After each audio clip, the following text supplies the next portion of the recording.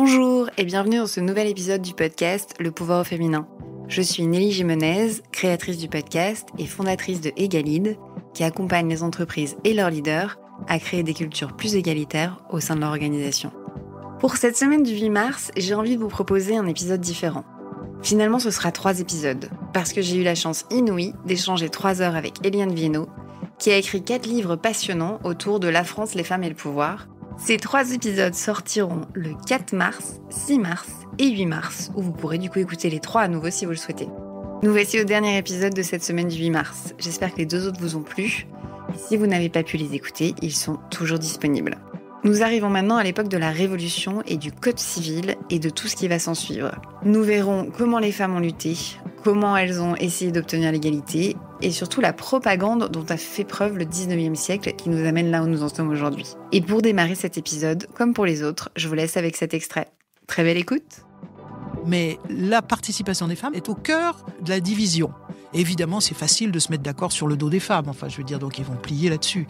Mais c'était pas du tout parti comme ça, la Révolution. C'était vraiment parti avec l'idée, on va changer tout et on va faire l'égalité de tout le monde. Il faudra commencer à changer la représentation du pouvoir. Donc quitter un pouvoir centralisé vers une image de pouvoir distribuer, pouvoir partager, pouvoir influer, le pouvoir d'entraider. Le pouvoir, pour moi, c'est l'engagement. C'est de travailler autour du pouvoir pour, plutôt que de travailler sur des envies de pouvoir sur. Pour moi, c'est d'avoir une influence en fait sur le cours des choses qui arrivent. C'est la capacité à faire, c'est la liberté qu'on se donne d'agir, de réfléchir, de sortir du cadre, de se lancer. Est-ce que l'objectif parfois, c'est de ne pas exercer de pouvoir, mais de mettre en lumière ceux des autres ? On est sur une époque où il y a des salons, il y a des poétesses, des écrivaines. Par contre, les femmes disparaissent de plus en plus quand même et il est de moins en moins possible de parler. Les hommes féministes qui existent parlent de moins en moins. On est sur toute la théorisation du coup des différences de genre par la loi de la nature et non plus la loi de l'Église. Et on arrive à la Révolution.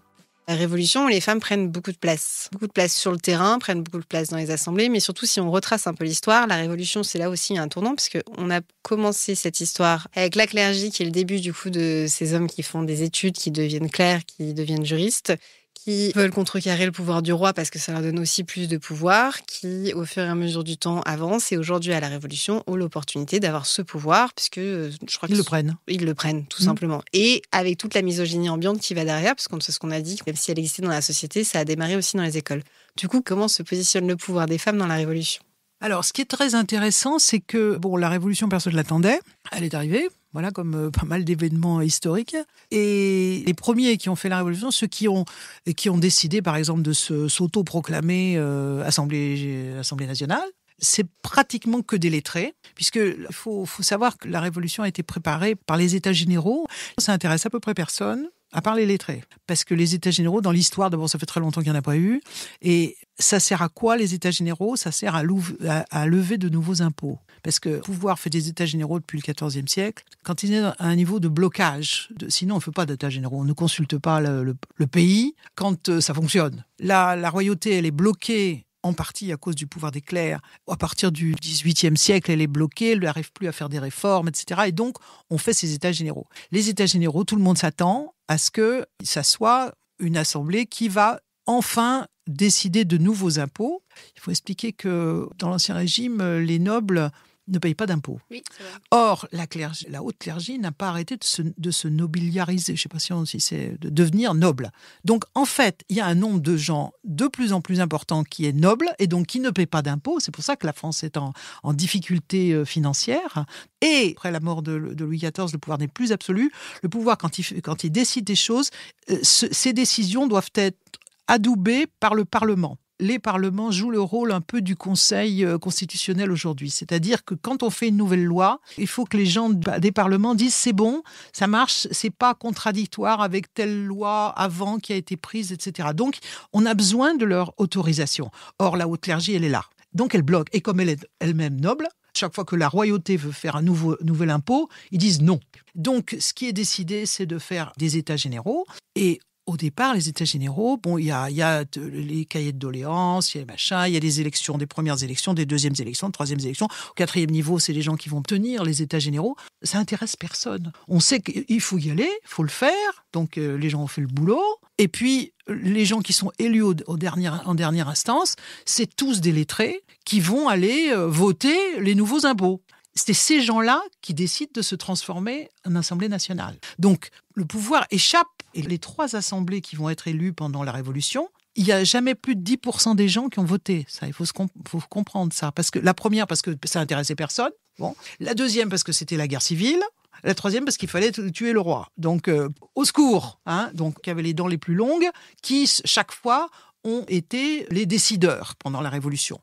Donc, la Révolution, c'est un enchaînement d'événements qui n'avaient pas été prévus. Enfin, voilà. Mais les hommes qui commencent à créer première Assemblée nationale, qui va devenir une assemblée donc constituante, ils disent on va faire une constitution, c'est donc des lettrés qui généralement ne sont pas des nobles, ou si c'est des nobles, ils sont cadets. Leur idée, c'est l'égalité des garçons. Parce que ça fait, depuis la féodalité, les hommes, même les hommes qui ont du bien, les hommes qui sont dans la bonne société, dans les familles, il y a une inégalité fondamentale entre le garçon aîné et les autres. Donc, leur idée, ils vivent là-dessus. Première chose qu'on fait, c'est l'égalité. Donc, on commence la Révolution avec l'idée liberté, égalité. Pas fraternité. Fraternité, ça arrive bien après. Liberté, égalité. Et ils font un nombre de choses étonnants au nom de la liberté et de l'égalité. Et alors, c'est ce slogan-là, liberté, égalité, même s'il y a que 10% des gens qui ont voté et puis qu'il y a une poignée de types qui décident à Paris,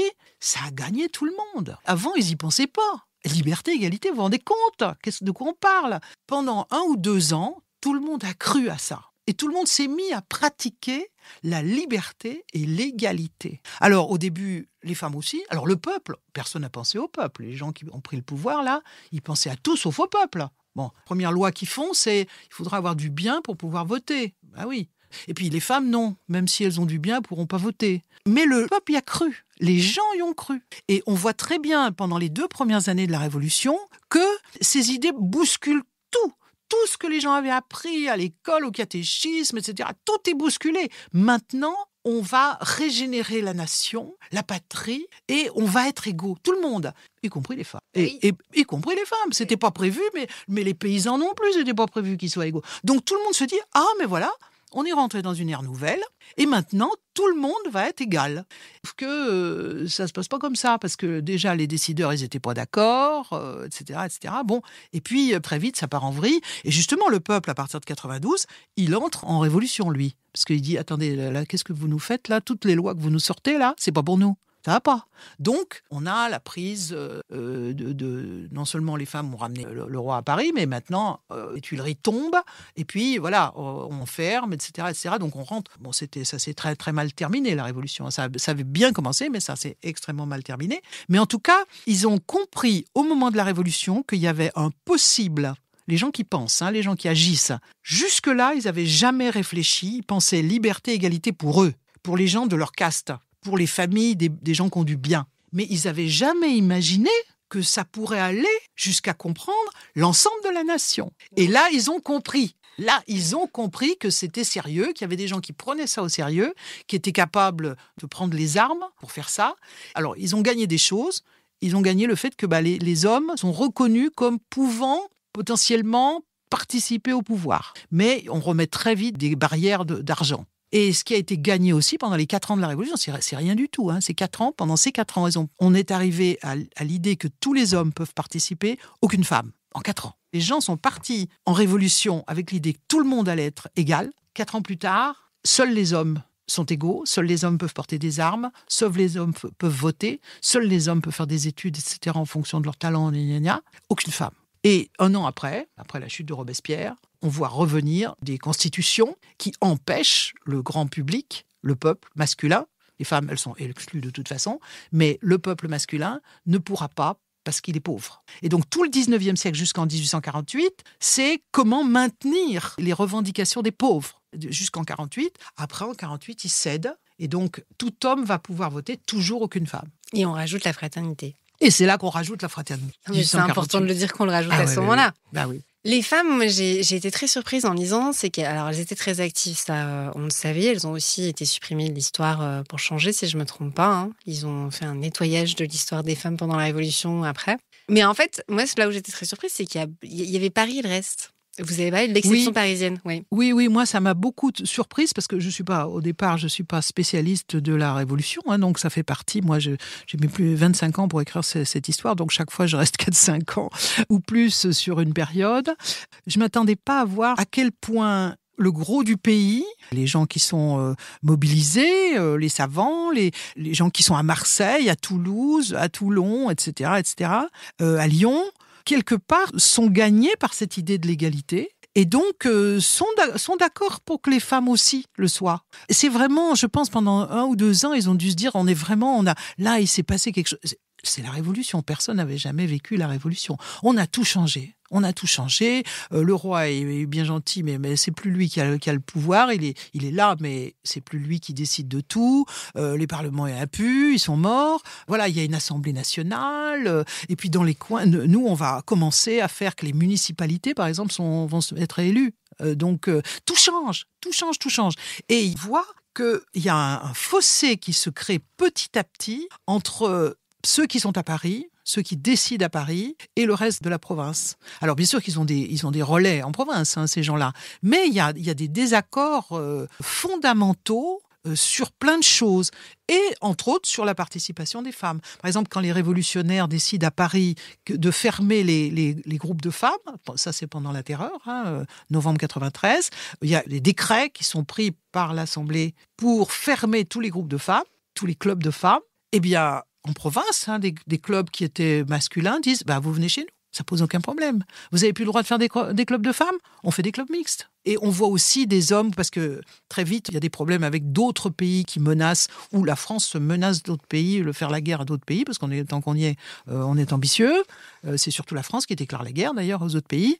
Les femmes s'arment. Et on voit des hommes qui sont des hommes de guerre, enfin, qui sont des militaires, former des groupes de femmes pour qu'elles sachent se défendre. Et c'est bien normal, parce que quelque part, les idéologues, ça prend pas les bonnes décisions, quoi. Bon. Par exemple, dans les municipalités, il faut élire des municipalités. On a besoin des femmes pour voter. On va pas se priver du vote des femmes. Quand un groupe contre un autre, je sais pas, le PS, le PC, le LR, etc. S'il se passe de leurs femmes, ça fait 2 fois moins de gens qui vont voter. Donc, il y a plein de gens qui sont pour l'égalité, qui sont pas à l'Assemblée. Parce qu'à l'Assemblée, il n'y a pas de femmes. Parce que c'est pour aller aux États généraux, tout ça, toujours les mêmes, il n'y avait que des hommes. Donc, au pouvoir, à Paris, il y a des groupes d'hommes, mais partout dans le reste de la France, il y a des gens qui font autre chose. Les municipalités font autre chose. Je ne dis pas qu'ils étaient pour que les femmes deviennent maires, mais au niveau du vote, pourquoi est-ce que les femmes ne pourraient pas voter ? Jusqu'en 91, mi-91, toutes les élections, tout ça, les femmes votent. Les femmes défilent avec les hommes, font la fête, etc., le 14 juillet. Donc ça, moi, j'ai été très surprise de voir ce fossé qui va être réduit par la terreur, puisque les Parisiens envoient des fanatiques avec les pleins pouvoirs pour arrêter ce qui se passe dans plein d'endroits en province. Et puis tuer les gens qui ne sont pas d'accord, parce que c'est ça la terreur aussi. C'est la guerre civile. Il y a évidemment d'autres critères qui sont à prendre en compte dans les désaccords entre les assemblées parisiennes et le reste de la nation, mais la participation des femmes est au cœur de la division. Et évidemment, c'est facile de se mettre d'accord sur le dos des femmes. Enfin, je veux dire, donc ils vont plier là-dessus. Mais c'était pas du tout parti comme ça, la Révolution. C'était vraiment parti avec l'idée de on va changer tout et on va faire l'égalité de tout le monde. Et les femmes revendiquent beaucoup, vous l'avez dit, les féministes ne sont pas lâchées sur l'éducation finalement. C'est 1804, c'est le coup près, c'est le Code civil de Napoléon, que l'on connaît, ou qu'on ne connaît pas, mais en tout cas qui clairement met les femmes au niveau de mineurs en fait, c'est-à-dire qu'il n'y a plus aucune autorisation de rien, je crois qu'elles sont mineures à vie, je crois, oui. Dans le Code civil de 1804, donc au même niveau que les enfants. Ce qui m'a marqué aussi, c'est à quel point aussi les femmes ont été finalement battues, mais au fil de l'eau. C'est-à-dire qu'elles étaient très présentes au début, elles ont pris les armes, c'est ce que vous dites. Et en fait, la terreur les a vraiment particulièrement silenciées. C'est le moment où on a mis des femmes en prison, c'est le moment où elles sont sorties sans parler. Et en fait, cette période-là, parce que la terreur, c'était 93, c'est ça ? Ça commence en 93.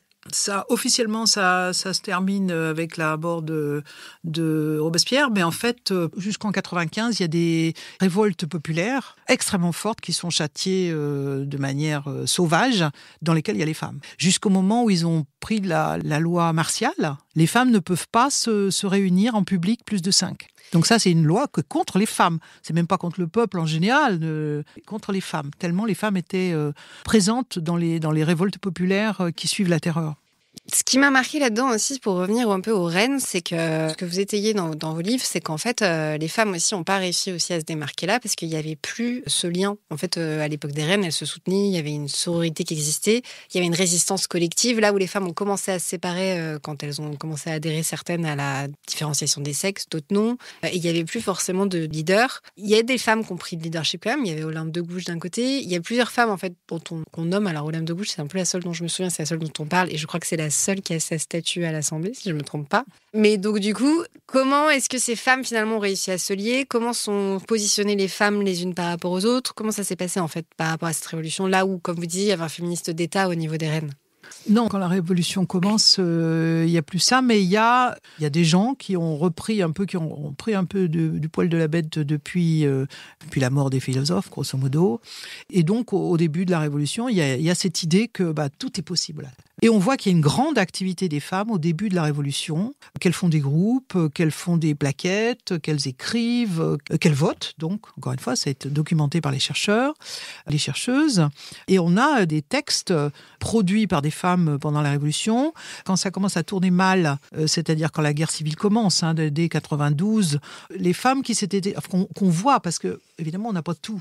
Il y a des choses qui ont disparu quand même. Il y a beaucoup de choses qui ont été brûlées ou qui ont été perdues, mais les textes qu'on a, on sent que ce sont des femmes qui sont lettrées, qui ont fait ces textes, qui ont fait ces plaquettes, qui ont des argumentaires, qui connaissent l'histoire, etc. Alors, ces femmes-là, elles se taisent à partir de 92. Parce que ça va très très mal en France. Et en revanche, il y a des femmes du peuple qui commencent elles, qui n'ont pas forcément laissé des textes, mais dont on a répertorié l'activité, qui font des clubs mixtes, etc., etc. Donc celles-là, elles tiennent sur le terrain, et comme le peuple s'est fait ratatiner, elles font partie des gens qui se sont fait ratatiner. Voilà. Mais sinon, on voit bien qu'elles ont fait leur maximum, on va dire. Parfois, elles sont isolées. Olympe de Gouges est une femme isolée. Voilà, elle a fait une carrière d'écrivaine, d'actrice, etc. Donc, d'autres sont en groupe, mais on ne sait pas trop qui c'est parce que leurs textes ne sont pas tous signés.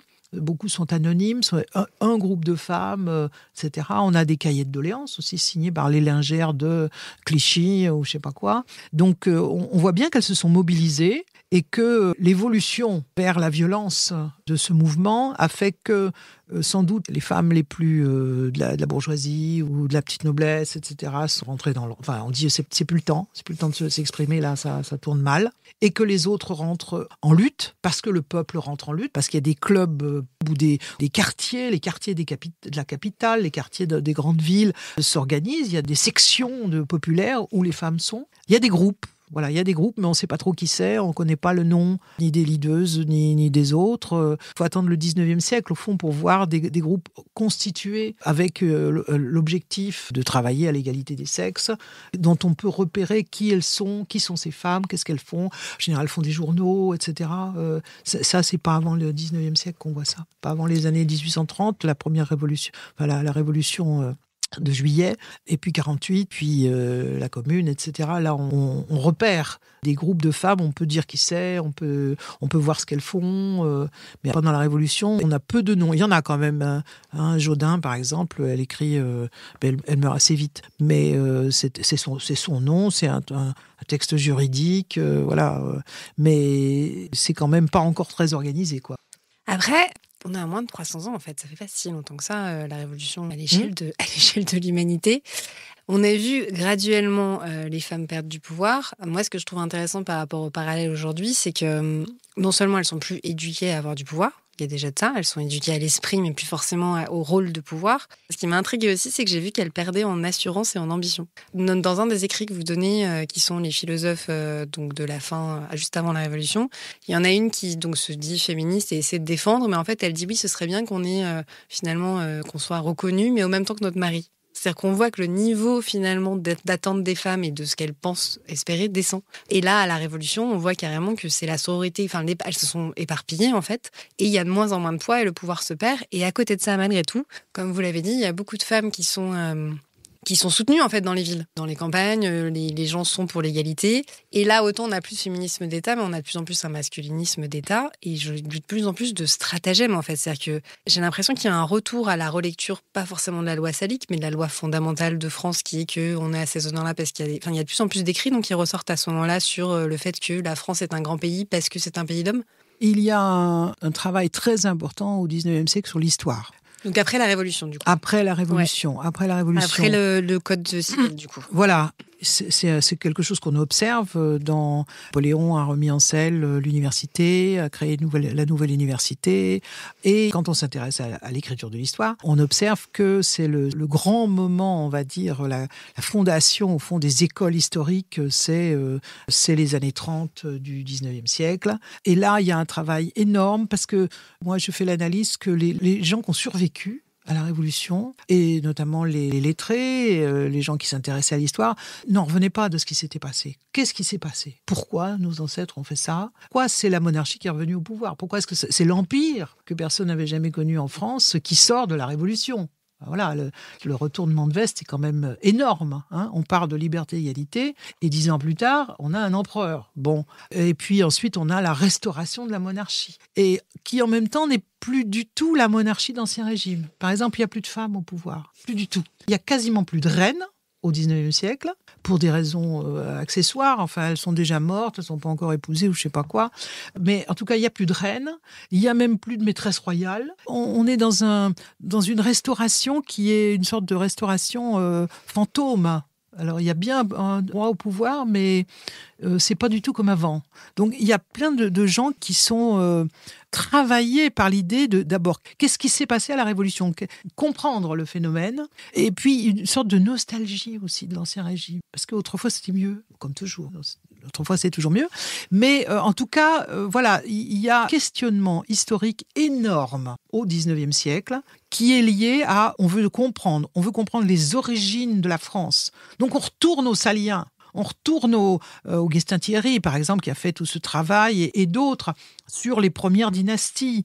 Comment ça se fait ? Est-ce que c'est la bourgeoisie qui a fait la Révolution ? Est-ce que ça sort d'où la bourgeoisie ? Enfin, vous voyez, il y a cette interrogation qui est existentielle quelque part. Parce que si on veut que ça ne recommence pas, ou si on veut aller ailleurs que là où on est arrivé, il faut comprendre ce qui s'est passé. Il faut comprendre quelles étaient les forces en présence. Il faut comprendre qui a mis le doigt dans l'engrenage. Il faut comprendre où était le sable qui a tout fait dérailler, etc., etc.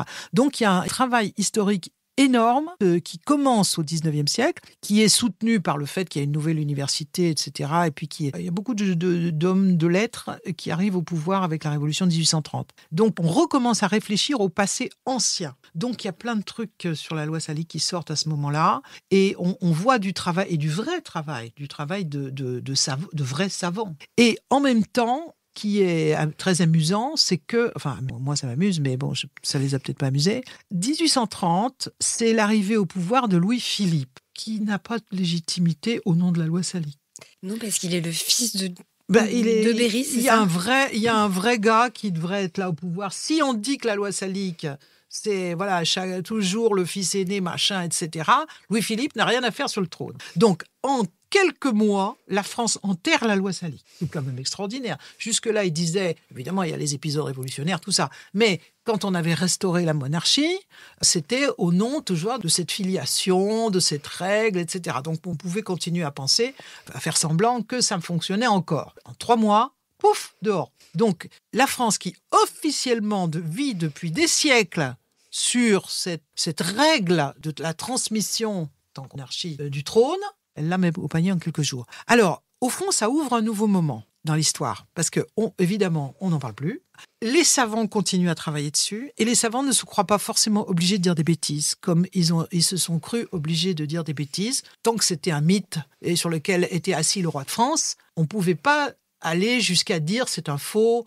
À partir du moment où ce roi de France qui est là n'est plus assis dessus, il y a une libération quelque part de la parole des vrais savants. Et donc, à partir de la deuxième moitié du 19e siècle, on a tout ce qu'il faut pour savoir que c'est un faux, pour savoir qu'on a créé un mythe. Mais je dirais que le sujet redevient la chose des spécialistes. D'abord parce que c'est extraordinairement complexe de comprendre comment ça s'est fait. Il faut vraiment être spécialiste pour savoir qu'est-ce qui s'est passé au XIIIe, au XIVe, au XVe, au XVIe, au XVIIe, sans parler des Saliens, sans parler de Clovis. Donc on recommence à comprendre que c'est un faux, que Pharamond n'a jamais existé, qu'il n'a jamais édicté la loi salique, qu'il y a eu des femmes au pouvoir, etc., etc. Donc ça change un petit peu les choses. Mais le drame de cette fin du 19e siècle, si je puis dire, enfin le drame pour nous, femmes, c'est que la Troisième République ne veut pas plus, elle veut être république, faire l'égalité des hommes, mais elle veut pas de l'égalité avec les femmes. Donc on réenterre le sujet et on recrée de la mythologie.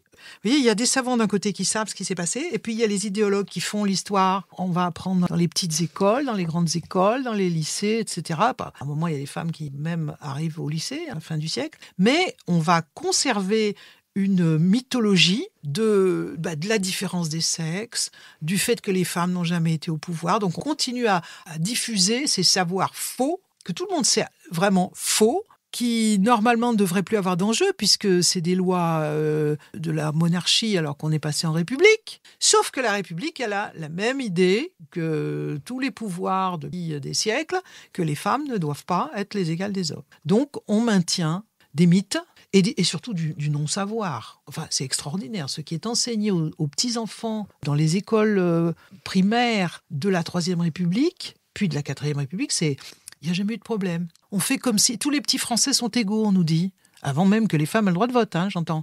Ça fait de l'aliénation complète, parce que les filles sont tellement contentes d'aller à l'école, etc. Mais sauf que ce qu'elles apprennent, c'est qu'il n'y a jamais eu de problème entre les sexes. Qu'on a toujours été différents et complémentaires. Qu'on a toujours été différents, complémentaires, et que tout va bien, et qu'il n'y a jamais eu de lutte, que les femmes n'ont jamais eu de pouvoir, que de toute façon, ça c'est du très vieille chose, c'était la monarchie, c'était épouvantable, il y avait des précieuses et tout ça, et que des femmes avec des privilèges. Donc maintenant on est en République, maintenant on est pour l'égalité, maintenant tout va bien. Et c'est ça qui est enseigné aux filles, que tout va bien.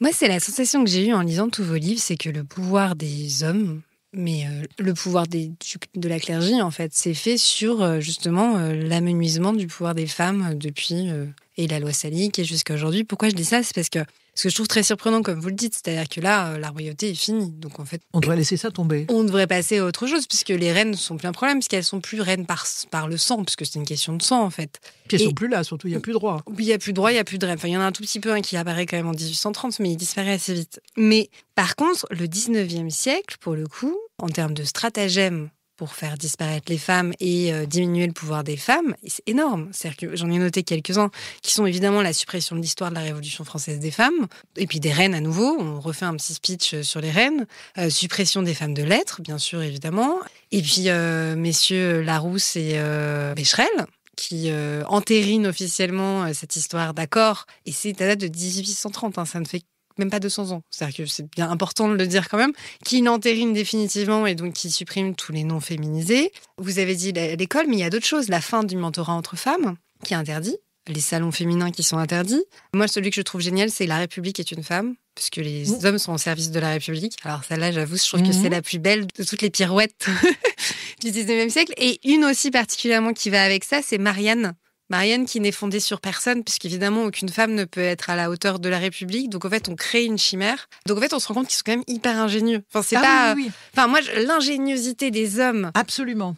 C'est extraordinaire. Aussi bien les gens qui ont inventé l'histoire de la loi salique que tout le reste. Ils ont beaucoup d'ingéniosité. Oui, absolument. C'est ça.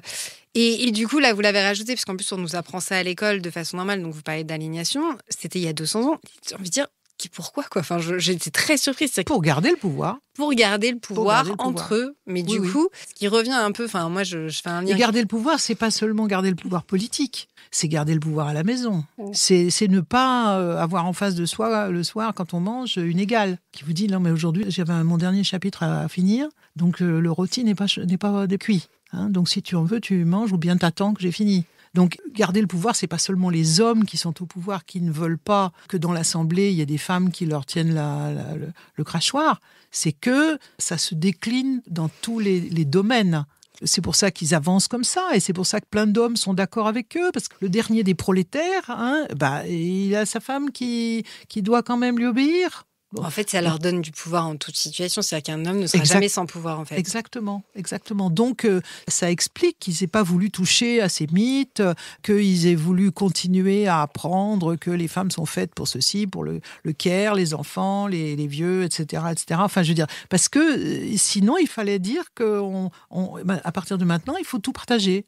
Il faut partager non seulement les places à l'Assemblée, mais il faut partager l'argent, il faut partager les biens, il faut partager le travail, il faut partager les charges des enfants, il faut partager la cuisson du rôti.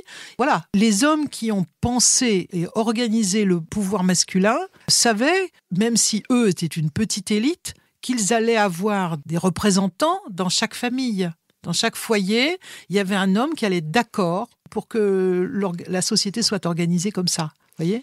Et du coup, c'est l'égalité des hommes indépendamment des classes, mais toujours par rapport aux femmes, en fait. C'est là où on revient, oui, en fait. C'est dans toutes les classes, pareil. C'est pour sortir de la notion de classe et être égalitaire entre hommes, mais du coup, toujours vis-à-vis des femmes. Voilà, et donc on fait croire, et quelque part, non, on fait croire un peu qu'ils sont égaux, puisqu'ils sont tous des hommes, qui peuvent tous voter, qui peuvent tous officiellement faire ce qu'ils veulent dans la société, faire les carrières qu'ils veulent. Il suffit, bon, toi, t'as pas eu de chance, c'est ton problème. Moi, j'ai eu de la chance, je suis mieux que, voilà, je suis ailleurs dans la société. Mais au fond, on est égaux. Et la domination masculine crée évidemment de la solidarité entre les hommes du haut en bas de la société, puisque tous ont ou sont censés avoir moins puissants que eux sur qui s'appuyer ou sur qui compter.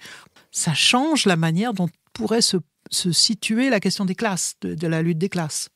Vous avez commencé tout à l'heure, mais on s'est arrêté sur justement la différenciation des métiers, qui se joue aussi au 19e siècle, puisque... Alors au début, j'ai cru comprendre que les femmes avaient les mêmes salaires en fait dans l'industrie que les hommes, et qu'après, ça a fait un combat. Je me suis perdue là-dedans, mais... Non, je ne pense pas qu'elles aient jamais eu les mêmes... Mais en tout cas, il y a des métiers qui se sont féminisés et d'autres masculinisés. Alors ça, c'est sûr qu'il y a eu une volonté claire du grand patronat, etc., ou des petits, de séparer les métiers, de faire des métiers féminins et des métiers masculins. Alors évidemment, après, ça peut se justifier avec elles ont des petites mains, si voilà, elles sont minutieuses, donc on peut leur faire de l'électronique, alors que les hommes, il faut qu'ils fassent des trucs costauds, etc. Bon, après, il y a tout ça, c'est le problème de bavardage. Hein. Mais oui, il y a une division croissante du travail entre les sexes, pour des tas de raisons, mais notamment des raisons qui accompagnent le reste des justifications sur les femmes ne peuvent pas faire ceci, elles peuvent faire cela, etc. Donc, tant que les capitalistes trouvent leur intérêt à suivre l'idéologie patriarcale, ils la suivent. Et on voit bien aujourd'hui, comme je disais tout à l'heure, que c'est extraordinairement payant, puisque les métiers de point de vue genré sont tellement différents qu'on n'a aucune prise pour imposer l'égalité des salaires. Oui. Et c'est pour ça que ça continue, que décennie après décennie, on observe qu'il y a entre 20 et 25% de différence, parce que entre les travaux qui sont différents, les carrières qui sont différentes, parce que voilà, les femmes, faut qu'elles fassent des enfants. Donc, et on n'imagine pas que, oui, pour accoucher, oui, il faut être une femme. Mais pour élever un enfant, il n'y a pas besoin d'être une femme. Donc, comme on n'organise pas le partage du travail, eh ben, on continue à avoir des carrières, des femmes à qui on donne des métiers sans grande responsabilité parce qu'elles vont sûrement être enceintes dans 3 mois, etc., etc. Enfin, tout est organisé pour que les hommes s'en sortent mieux, on va dire, même dans les périodes de crise. On s'organise pour que les hommes s'en sortent mieux que les femmes. J'ai la sensation, en tout cas, avoir lu, c'est que la France a donné le là, notamment sur le Code civil, mais aussi, du coup, avec la loi Salic, non ?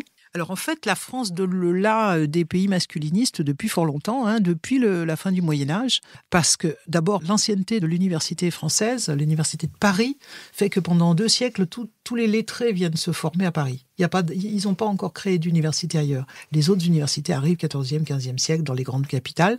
Donc pendant très longtemps, c'est ce qui se fait à Paris, ce qui se pense à Paris, qui donne un petit peu, oui, le là de ce qui va se faire ailleurs, même si les avancées que les Français arrivent à faire à cause des 3 coups d'État, là, ça se fait pas ailleurs. Beaucoup de lettrés dans les autres pays auraient bien aimé que ça se fasse chez eux comme ça aussi, mais bon, les circonstances ne se sont pas prêtées. En France, on a les circonstances qui sont prêtées. Mais par exemple, quand il y a ces femmes qui se font bousculer à partir des coups d'État du XIVe siècle, et puis qu'on voit le début de théorisation par les plus grands lettrés du fait que c'est normal puisque les femmes ne peuvent pas, etc., etc., on voit dans le reste de l'Europe plusieurs princesses qui se font virer de leur trône parce qu'il y a des gens autour d'elles qui trouvent que c'est une très très bonne idée, ça. Donc ça marche pas forcément longtemps parce que leurs structures tiennent bon quelque part, les monarchies tiennent bon et que tout le monde n'a pas intérêt à ce que les femmes soient mises dehors, mais on donne le là pour ça aussi, pour tout ce qu'on appelle la querelle des femmes, c'est-à-dire cette espèce de gigantesque logorée de ces textes par centaines qu'on écrit pour expliquer que les femmes ne doivent pas faire ci, qu'elles ne peuvent pas faire ça, qu'il faut les punir comme ci quand elles le font, etc. C'est aussi la France qui lance ça, parce qu'elle a le plus gros, sans doute pendant longtemps, elle a le plus gros contingent de lettrés masculinistes, et ça diffuse un petit peu partout dans les autres pays.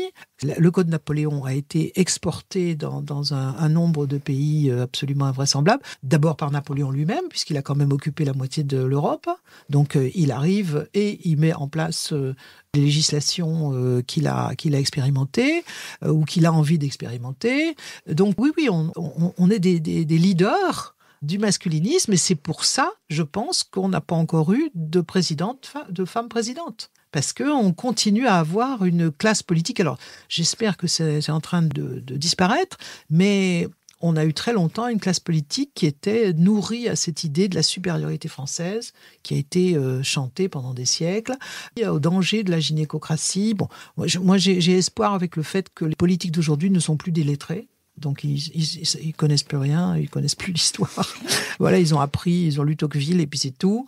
Mais c'est quand même un peu dans leur manière de fonctionner. Quand il y a qu'à voir aujourd'hui notre président avec le nombre de, il y a que des hommes autour de lui. Je veux dire, les cabinets ministériels. Voilà, on dit qu'il faut qu'il y ait autant de ministres femmes que de ministres hommes. C'est pour les pattes. Enfin, je veux dire, on a gagné ça, c'est déjà mieux qu'il y ait autant de ministres femmes que de ministres hommes. Mais après, dans la réalité du pouvoir, regardez la commission mixte paritaire, là. 13 hommes, une femme. Je ne l'ai pas vue, celle-là. Ah bah oui, vient de la passer, comité là. mixte paritaire, c'est 13 hommes, une femme. La commission mixte paritaire, là, pour accoucher du budget, là. Ah, voilà, oui. Ça, c'est la réalité du pouvoir aujourd'hui. On fait de l'étalage d'égalitarisme avec... voilà. Mais quand on voit les photos des Davos, etc., on voit bien qu'il y a essentiellement encore des hommes au pouvoir. Après, comme je disais, la République, elle est fondée là-dessus. C'est-à-dire que quand on regarde tous les symboles qui ont été mis autour de la République qui vont à l'inverse du coup de l'égalité femmes-hommes, ou en tout cas à l'encontre du pouvoir des femmes, est-ce que le gouvernement au service de cette République peut changer drastiquement ? Alors, il y a rien qui, dans le fondement de la République, soit contre l'égalité des sexes. Non, mais sur les symboliques, je veux dire. Si ce n'est qu'historiquement, ça s'est fondé comme ça, qu'il y avait que des hommes pour faire la République, donc ils avaient certainement pas envie de partager avec des femmes. Alors, il y a des stratégies de dissimulation de ça, dont on en avait parlé tout à l'heure. On dit la France, on met Marianne, on fait des représentations comme ça de la vérité, la justice, là, ceci, là, cela, la patrie. Mais ça, c'est juste quand David a fait le tableau sur la Déclaration des droits de l'homme et du citoyen, il y a 2 nanas là au-dessus là qui affichent une sorte de mensonge par l'iconographie. Dans l'iconographie, on essaye de compenser souvent, mettre des femmes. Dans les histoires de France du 19e siècle, c'est pareil. Il y a des photos avec que des rois, et au-dessus, il y a la justice ou l'histoire. Je trouve que c'est féminin, ou la France. Donc, il y a des représentations de femmes. Mais c'est juste pour l'iconographie, pour faire croire que c'est un peu mixte. Mais il y a que des mecs en dessous. Je l'ai dit au début, les lois font pas forcément la culture. C'est tout ce qui a été mis en place au fil de l'eau, la déchéance des reines, la suppression de l'histoire des femmes, l'interdiction à l'école, le code civil, qui font aussi qu'on est là dans la société dans laquelle on est aujourd'hui. Les vraies instaurations de tout ça ont moins de 300 ans, et pourtant il y a plein de choses qu'on revoit aujourd'hui sur le fait que les femmes ne sont pas forcément éduquées au pouvoir, c'est très bête, mais c'est encore le cas. Sur la sororité qui recommence à se construire doucement, mais qui a encore un historique qui dit que les femmes ne s'entendent pas entre elles. sur les appétences à l'école et les capacités qu'on a à l'école, sur le rapport au métier. Tout ça a été instauré au fil de l'eau et drastiquement il y a 250 ans, puisqu'aujourd'hui on a l'égalité des droits. Comment est-ce qu'on sort de ça en fait ? Alors on a plus que l'égalité des droits. Par exemple, les filles, depuis qu'elles ont l'autorisation d'aller à l'école, elles ont sauté dessus. Enfin, je veux dire, elles ont sauté sur tout ce qui était possible. D'abord, un certain nombre qui ont lutté pour que ça devienne possible. Et ensuite, dès que c'était ouvert, elles ont sauté dessus. Depuis les années 70, par exemple, en France, les filles sont plus diplômées que les garçons. Elles ont plus d'appétence à l'école. C'est le travail des sociologues depuis cette époque-là de dire que finalement, ça ne change pas grand-chose. C'est-à-dire que ça se joue ailleurs, ça se rejoue ailleurs. Vous avez, par exemple, les activités qui étaient considérées comme sans intérêt, donc laissées aux femmes, comme l'informatique. Au début de l'histoire de l'informatique, c'est essentiellement des femmes qui font de l'informatique parce qu'il faut faire des calculs. Voilà, c'est tout ce qu'il y a à faire. Et il n'y a pas grand-chose à en sortir du point de vue de la prestance ou de... Voilà. Bon, à partir du moment où ça devient plus important, on fait en sorte que les garçons y aillent et que les filles se détournent parce que c'est pas fait pour elles, parce que c'est pas un métier féminin, etc. Donc aujourd'hui, on est obligé de regarder ça de très près, comment se rejoue en permanence la domination masculine. C'est-à-dire que dès qu'il y a un secteur qui a été égalisé, voilà, il y en a un autre qui se déségalise. On sait ça maintenant, les sociologues ont bien observé ça, qu'il faut toujours regarder d'un point de vue un peu haut. C'est-à-dire, si on a le nez sur un secteur, on ne voit pas du tout qu'est-ce qui se passe en général. En général, c'est que les écarts demeurent. Aujourd'hui, c'est le grand défi qui est posé aux égalitaristes aujourd'hui, c'est comment faire pour que les écarts de salaire, de retraite, de carrière, etc., ne se résorbent véritablement et non pas se bougent d'un endroit à un autre, d'un domaine du travail à un autre ou d'un domaine, etc. Bon, alors maintenant, on a ces analyses, on a cette vue d'ensemble, on devrait pouvoir s'attaquer véritablement à ces choses-là, mais encore faut-il avoir le pouvoir. Il y a 20 ans, les femmes étaient encore à 12% de présence à l'Assemblée. Donc, on sait maintenant, il faut tout tenir partout, parce que sinon, ça se rejoue. Voilà, la domination masculine bouge d'un secteur à l'autre, mais elle se maintient. Oui, moi, ce qui m'a marqué par rapport à ça, et je vais vous lire ça et vous poser ma dernière question, c'est que... elle se maintient et en fait, il y a un discours qui se maintient. En fait, c'est le discours qui me pose question. Aujourd'hui, même quand j'interviewe moi, des femmes directrices, j'ai toujours cette notion de... On a des soft skills différentes, les notions d'aptitude en fait qui sont différenciantes. Je vais vous lire quelque chose qui date de 1848, donc la fameuse Troisième République. Au génie masculin, la solution des problèmes scientifiques, l'organisation de la liberté et de l'égalité sociale. Au génie féminin, le travail divin du cœur, la conciliation des classes devenues hostiles, les haines mutuelles adoucies, les injustices réparées, la fraternité enfin prêchée de bouche et d'exemple dans le constant et l'irrésistible apostolat de la mère, de l'épouse, de la fille et de la sœur. C'est Dagout qui est une femme qui dit ça, qui appelle donc ses semblables à empêcher la guerre civile, qui menace en donnant au monde un exemple supplémentaire de la merveilleuse différence qui les caractérise. C'est un extrait de votre livre. Et donc cette merveilleuse différence, c'est « Les hommes vous excluent dédaigneusement des choses de la politique, ils ne vous admettent point aux cabales et aux intrigues de leurs ambitions. Vengez-vous en leur enseignant une politique plus haute. Prenez l'initiative d'une résolution généreuse, prononcez le mot qui guérit les plaies, l'amnistie. » Cette sensation que tout est sur les femmes, moi, c'est un peu ce qui sort de ça. Et j'ai la sensation, alors ce texte date de 1848, il est fait par une femme, et on n'a pas parlé de George Sand parce qu'on n'a pas eu le temps, mais en tout cas, il y a plein de femmes qui ne sont pas forcément mobilisées pour l'égalité. Aujourd'hui, il y a un débat sur le sujet, les féministes sont toujours pas d'accord, on retrouve un peu ce qui s'est passé après le féminisme d'État. Donc moi, j'ai envie de vous demander, qu'est-ce qui, selon vous, doit changer de la société pour qu'on arrive à cette égalité de pouvoir, en fait ?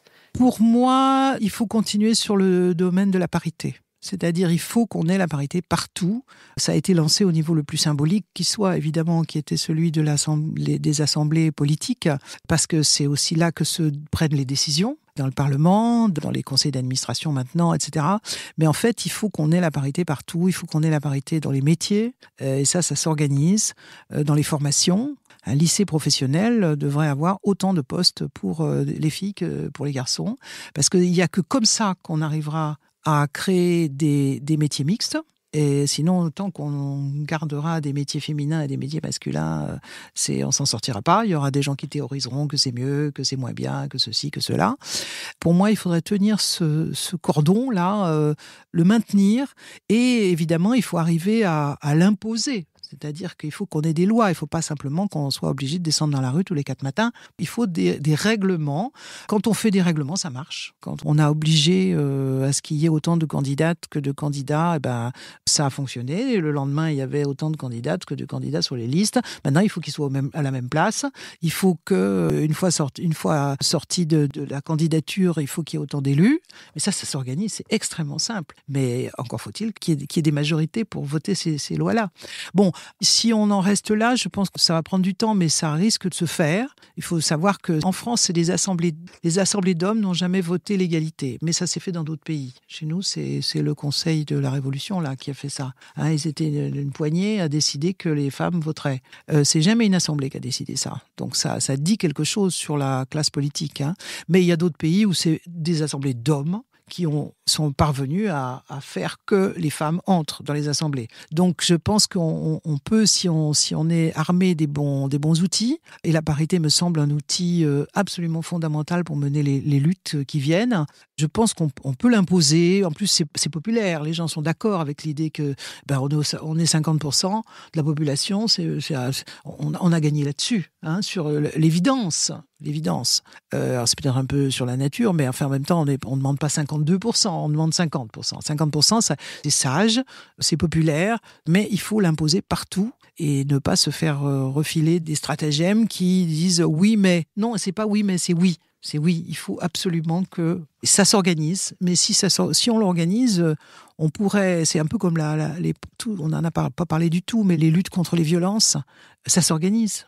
Il suffirait d'une législation absolument féroce pendant une génération et on a fini avec l'inceste, quoi, quasiment.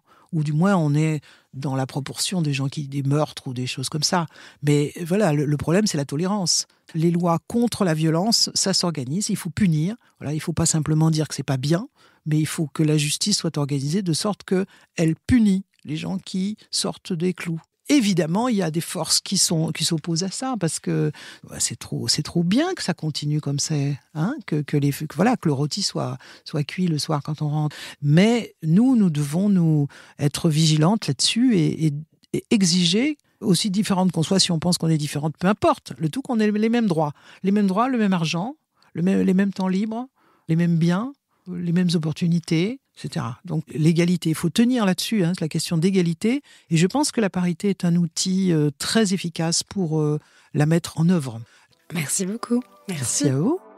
J'espère que cette trilogie spéciale du 8 mars vous a plu. Je vous laisse partager en commentaire ou sur les réseaux ce qui vous a tout particulièrement marqué. Et je vous dis à très bientôt pour le prochain épisode.